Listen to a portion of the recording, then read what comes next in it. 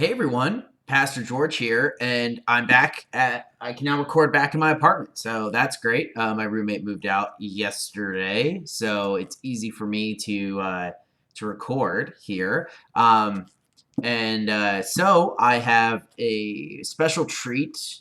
Some time ago, my dad came to visit me and brought me a bunch of books that I left at his house. To now fill up my house, which is fair. And one of the books that he brought and that I have and I've been holding on for quite some time is this, which is the Young Reader's Bible, which was the very first Bible I ever got. And so I thought I would do a review of it. I will say, and I mean, they don't say this obviously. This is obviously obviously for kids and little kids. When I'll open it up, you'll see how that works. But it's not a Bible per se in the sense that it's not the whole Bible. Not every story, but it's 70 easy to read Bible stories.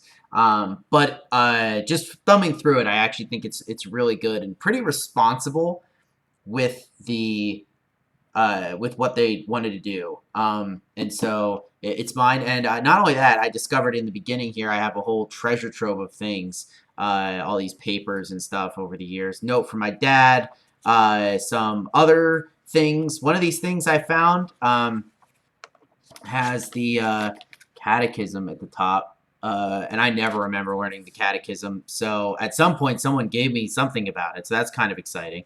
But the most important thing is this Tom Brady 2005 play card. I have no idea how this got in here, but it's mine now. It's probably worth nothing. Obviously, it's not in mint condition anyway. That's exciting. And so I have all these things. And so this Bible, let me get this stuff out of here. So this Bible was given to me in 1995 by my grandparents, which is really fun. Obviously, in 1995, I would have been only about a year. This is April, only about a year and a half old at this point. And uh, uh, and so I don't know what that made me think of is like this is why it's very important for whatever your role is in children's lives around you to do these types of things, like buy Bibles and buy things for them in order to help them kind of grow up in the faith. Not saying you guys don't do that. I'm sure that you all do. But it's a wonderful way of passing on these stories. And I actually think this is like the perfect way to do it for little kids.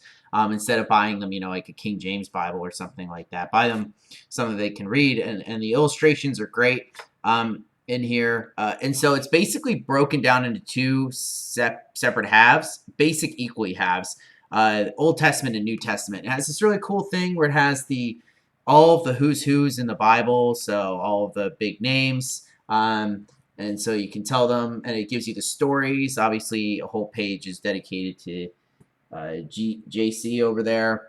And they have these really nice illustrations. So this is the beginning of the world or whatever. And one of the things I appreciated, so I already went through this and looked, so I always wanted to see how they do certain stories and stuff like that. Obviously, they leave out some of the more gory details for the stuff like David and Goliath or other stories in the Bible that involved people dying, like Samson, right? They have Samson die, but they don't have the whole part about his eyes being gouged out and stuff like that.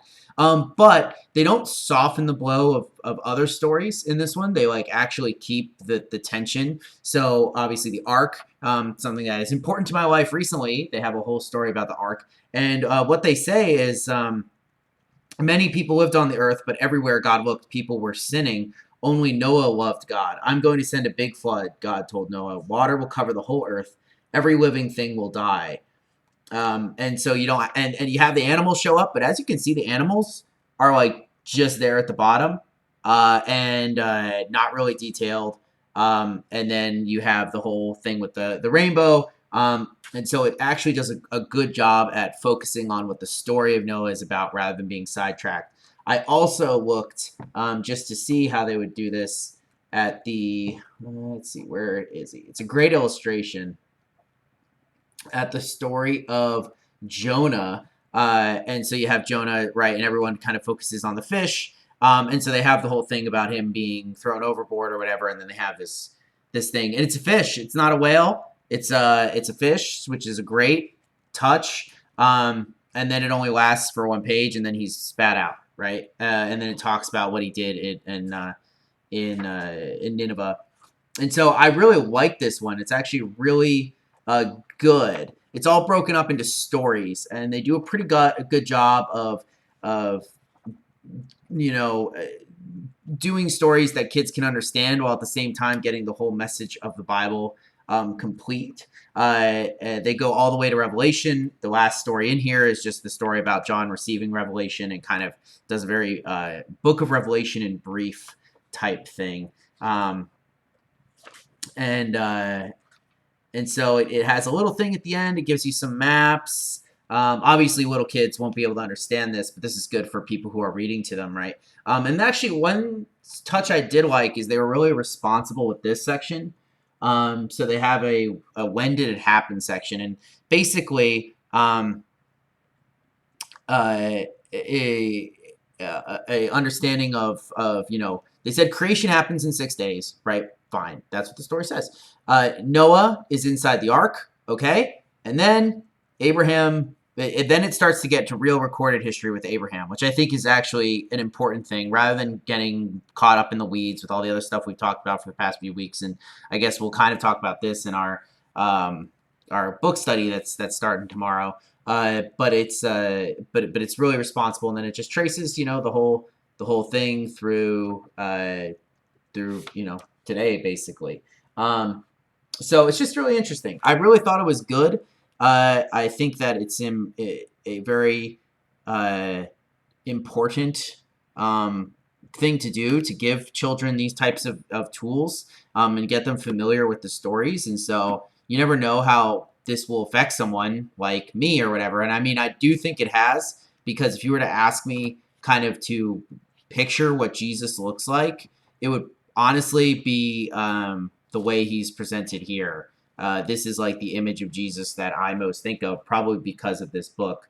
Not maybe, exactly this, but like definitely like a white robe with a blue sash is the thing that comes to mind for me.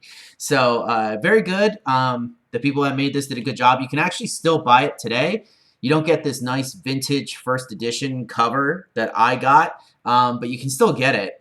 It's only like $3 on Kindle, but the hard cover is like $10. So if you ever have anyone in mind of who to get a Bible for, or something related to that for little kids, this is a great choice. So just wanted to review that and talk about the importance of teaching Bible to children when they're young. I hope all of you have a wonderful rest of your day, and I will see you tomorrow for Bible study. Peace out.